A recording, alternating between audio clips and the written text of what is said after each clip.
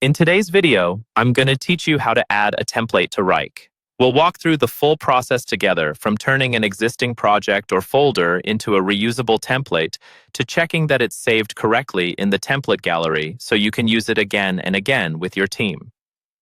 First, start by opening Wrike and navigating to the marketing team workspace or the specific space where your project lives. Make sure you're looking at the folder or project you want to turn into a template.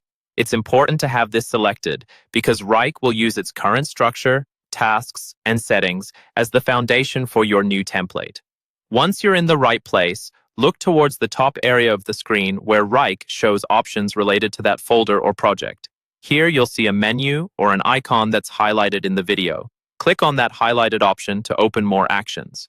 This is where Wrike hides the command that lets you turn your current work into a template.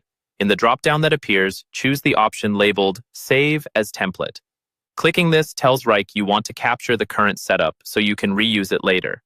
A new window or panel will open, asking you for some details about your template.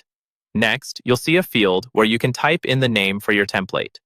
Click in that highlighted field and enter a clear, descriptive name.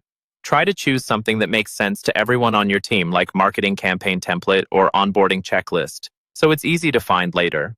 Below that, you may see another field for a description or additional details. Click in that highlighted area and type in a short explanation of what this template is for and how it should be used.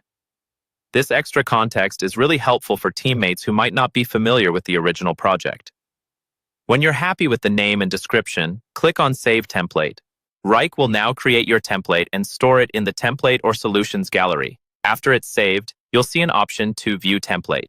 Click that to open the template page and make sure everything looks correct. From there, select Go to Gallery to move into the full Solutions or Template gallery in Wrike.